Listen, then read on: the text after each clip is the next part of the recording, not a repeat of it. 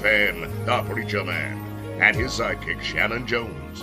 Frank discussions of issues affecting the ATL, Fulton County, the state of Georgia, the nation, and around the world.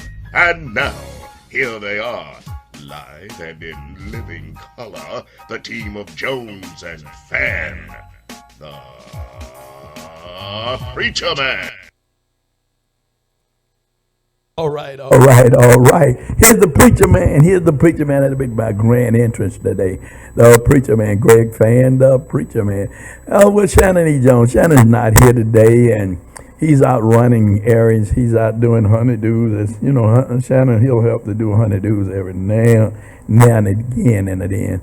But we're here today with another exciting program. Thank those of you who have watching and sharing. Thank you. Continue to like, continue to subscribe, continue to make comments, and continue to share. I want to say a good afternoon to Pastor DeWitt Smith and the Trinity Baptist Church family of Decatur, Georgia. Good afternoon to you, Brother Pastor, you and First Lady out there at Trinity.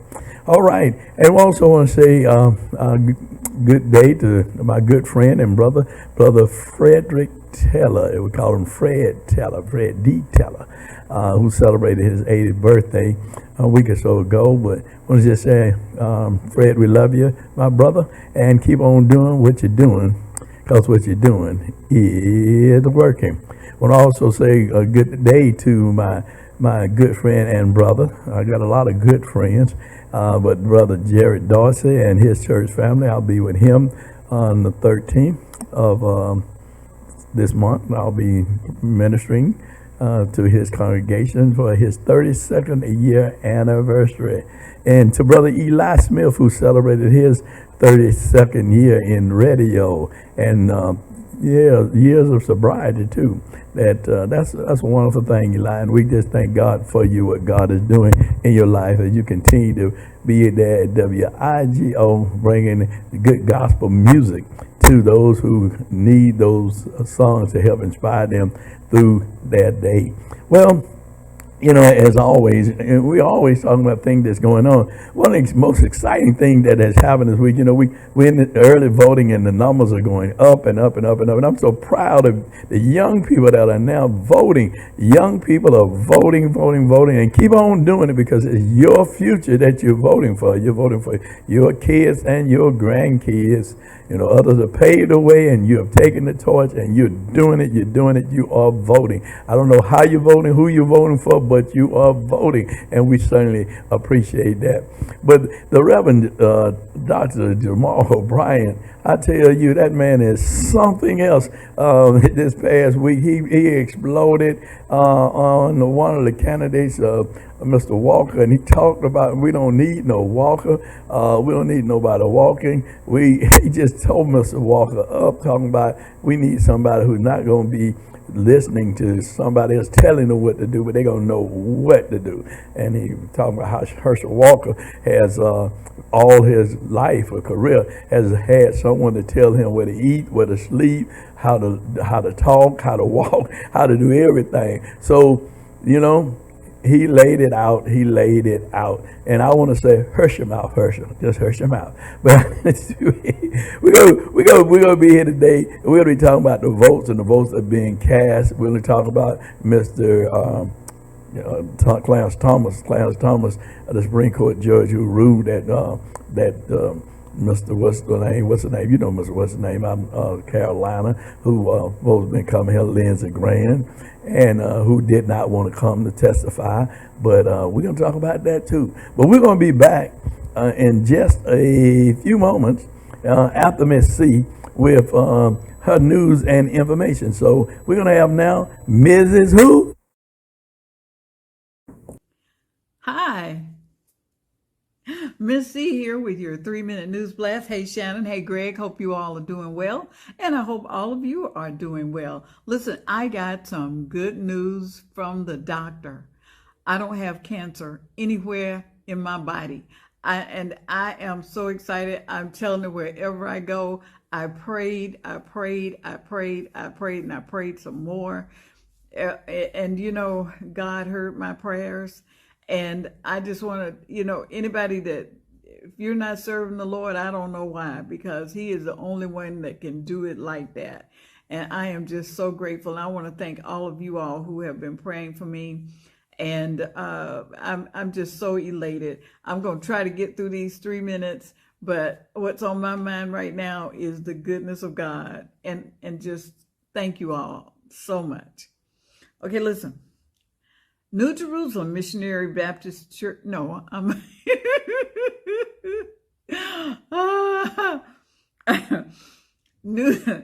New Zion Missionary Baptist Church celebrates the 32nd pastoral anniversary of their pastor, Reverend Jarius Dorsey, and it's all going to happen on Sunday, November 13th at 2100 Abner Place in Northwest Atlanta. The guest speakers will be Dr. Gregory Pollard at the 11 a.m. service and our own Bishop Greg FannThe, Preacherman, at the 2 p.m. service. You can worship with them live, or you can do it with Facebook Live, okay? Now, New Jerusalem Missionary Baptist Church at 1385 Gus Thornhill Jr. Drive in East Point welcomes you to worship with them each Sunday at 10:30 a.m. Sunday school begins at 9 a.m. There's also Bible study on Wednesdays at 7 p.m. New Jerusalem Missionary Baptist is located at 1385 Gus Thornhill Jr. Drive in East Point. And if you need more information, you can contact them at 404-766-8117. My good friend, Reverend Thomas G. Ashford, is the pastor. And I just want to say one thing about voting. You know, the election is November the 8th. That's just right around the corner. So be sure, make plans that you're going to vote. This is a very, very, very important election. And early voting will be ending on November 4th. And if you haven't voted by November 4th, then your only other alternative is November 8th. And be prepared. If you have to stand in line, be prepared, okay, on November 8th. But whatever you do, vote, please. It's important. You know, when I think about the people that sacrificed on our behalf so that we could vote, if you think about it, it's unconscionable that we wouldn't honor what they did by voting. You know, we're keeping their dreams alive. They took the punishment for their children and grandchildren, and we're their children and grandchildren, and then we have the great-grandchildren coming along. So be sure to vote on November 8th. And I have a couple other, four more things I want you to do. That's to like us, subscribe to us, and those little buttons are right there on the front, and leave us some comments, okay? And share us. Let other people know about Straight Talk News and Bishop Greg FannThe, Preacherman, and Reverend Shannon Jones, and me, Miss C, okay? We're going to see you right back here next time. And in the meantime and in between time, may the Lord God bless you real good. And may the Lord God bless you real good, Miss C. And that's a wonderful thing. I'm glad to know that Miss C is cured from cancer. You know, we just had Cancer Awareness Month. And of course, you know, so many people have been diagnosed with cancer, both men and women. You know, I'm suffering myself with prostate cancer, and then there are others, many men. And I'm saying to encourage your men to get your prostate check. Young men, get your prostate check. Because prostate cancer can be cured, as well as some other cancers can be cured if you catch it earlier. So, you know, cancer is out there, and it doesn't matter who you are, where you are, you can get cancer, okay? All right, now, again, I want to just thank Ms. T for her news and information, and I want to thank Sister Connie today, who's our engineer, making sure that everything's going well back there. All right, Sister Connie, thank you. All right. So, first, what I want to do is talk about the votes, and how we are voting, and how this voting is coming out. As of on Wednesday, we looked at the voting, how many people that voted after Tuesday. This is We pre-recording this on Thursday. Well, I mean Wednesday. How many people voted on Wednesday? This is Wednesday. What I'm talking about? Today is Wednesday. It is Wednesday. We recording today, Wednesday, for the program that will be aired on Friday and Thursday. So you'll get a Friday program and a Thursday program here on Straight Talk. Well, as of yesterday, Tuesday, you had 1,947,275 people who had voted. We're almost at 2 million. 2 million. We're going to hit the 2 million mark before the end of this week. And boy, they're turning out. At this point in 2018 general election, the number was only 1,510,000 people had voted. So the turnout now for the 22 general election is 22% higher. Well, let's look now, and we're going to do a breakdown in terms of the actual races and ages.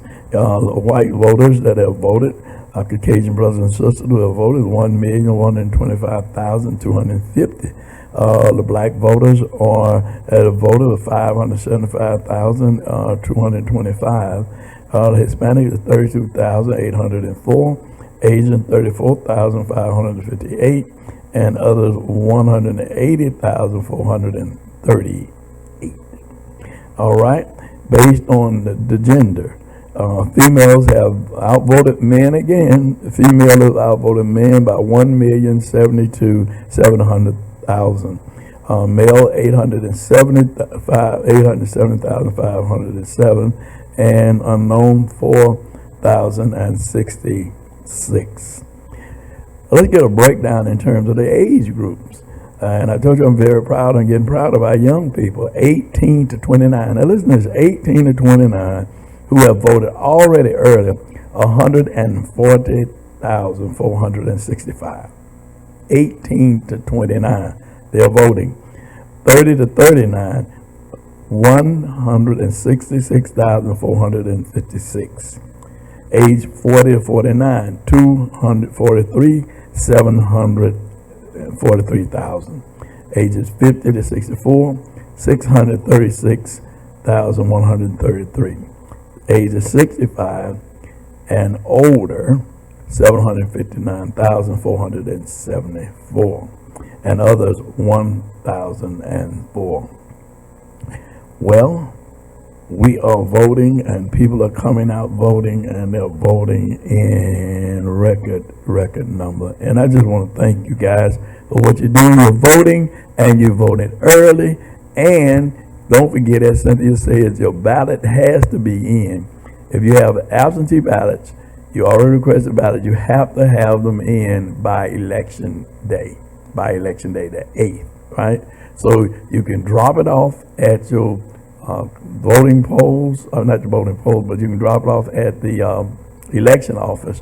You can drop it off in the box, the voting box, but you got to have them in on election day. They got to be in on election day, the 8th. So don't wait too late. If you got absentee ballots, get them in now. Get them in now, because we're just now just about a week away, less than a week away from election. So we need for you to get your vote in, because every vote needs to be counted. Okay, and don't forget, Friday the 4th is the last day for early voting. Now, whatever county you live in, what county you registered in, here in Georgia, in the state of Georgia, they have early voting places.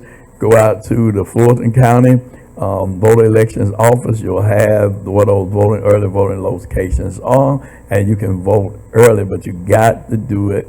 The last day is the 4th. Okay, so make sure you do vote, and vote early, and vote on election day if you do not vote early. Well, now let's go to Mr. Lindsey Graham and U.S. Justice Clarence Thomas. Well, you know, here in Georgia, Mr. Graham called the Secretary of State, and he had a conversation with the Secretary of State about the election in Georgia. Now, why would a man from South Carolina be interested in Georgia's election? Why would he be interested in Georgia's election when he lives in South Carolina. He's a senator in South Carolina. Well, but he called the Secretary of State to inquire about Georgia's election after the election.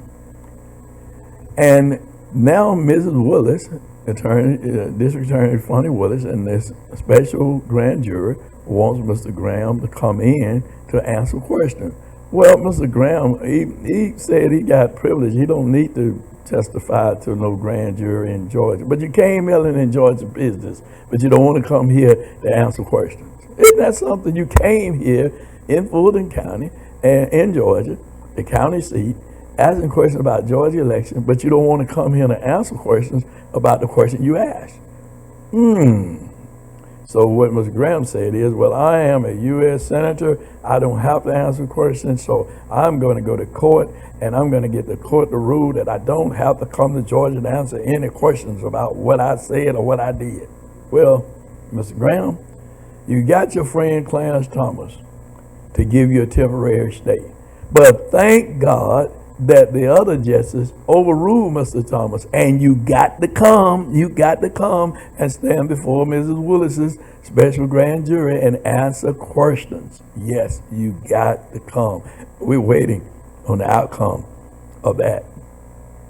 Well, we already know Mr. Trump lied about the affidavit about those people in Georgia who voted that shouldn't have voted. Well, we knew that, and we know that he claimed that so many people that he had more votes than what they said he had. We know all of that, and all of that was true. But Mr. Trump signed the affidavit to say that what he is saying is true. Now he has perjured himself. Now he's got a perjury charge that's coming up on that lie he told. Oh, one lie after another lie. You know what Mama used to say is, you tell one lie, you got to tell two. You got to tell another one. Then you got to remember the lie that you told. Oops. Got a lot of liars out here running for office. Got a lot of liars out here doing things. Well, we got to continue to stay focused on what is best for this country. It's about democracy. It's not about an individual. It is about democracy. It's about freedom here in this country, what this country truly stands for. Not the party, but the people. Not the party, but the people. So I want to talk about that. And then I mentioned earlier about Pastor Jamal Bryant. Boy, I tell you, if you haven't seen that clip, you need to get it. I'm not going to not show it, but you need to get it because he said some really compelling things about Mr. Walker. And we've been hearing a lot of compelling things about Mr. Walker that's been coming out on the news in reference to different individuals who say that he paid for their abortions. Boy, I tell you, you're preaching Jesus, you're talking about your Christ, you're talking about Christianity, but yet you're exemplifying something totally different, Mr. Walker. I know everybody ain't telling a lie, Mr. Walker. Somebody telling the truth, right? So the truth will come out, and it will set you free. Okay, well, brothers and sisters, you know, it's a lot to be said about this election. There's a lot to be said about what's going on in this country, what's going on in America. But I want to say that one thing that we definitely have to get to, we have to get to this issue of violence and anger. The rapper who was killed, the rappers who are being killed. I mean, what's really going on? Why are people so angry? Why are people so quick to pick up a gun to take a life? Young people shooting down young people. I mean, we saw in the news the other night where, I mean, two rival gangs, they're shooting at each other, and this lady got a child in her car. She's trying to escape them shooting. All of this shooting and all of this killing, why are we doing all this? And how do we get a control on it? Well, I'm going to give you the answer. It's when we go back and turn back to our first love, and that's the love of Christ, and understand teaching the message of Christ, preaching the message of love that Jesus taught. Love you one another as I have loved you. Well, brothers and sisters, that's all I got to say today, because it ain't nothing but straight talk, and I want to let you know is love is the answer. Well, until next week, when I'm joined by my co-host, Mr. Reverend Dr. Shannon E. Jones, This ain't been nothing but what? Straight talk. Connie, take us out of here, you and Hal. Want to be a guest on Straight Talk? Email Greg Fan at FANN922 at Comcast.net or call 404-408-0795. Thanks again for another episode of Straight Talk with Shannon Jones and Greg Fan, the Preacherman.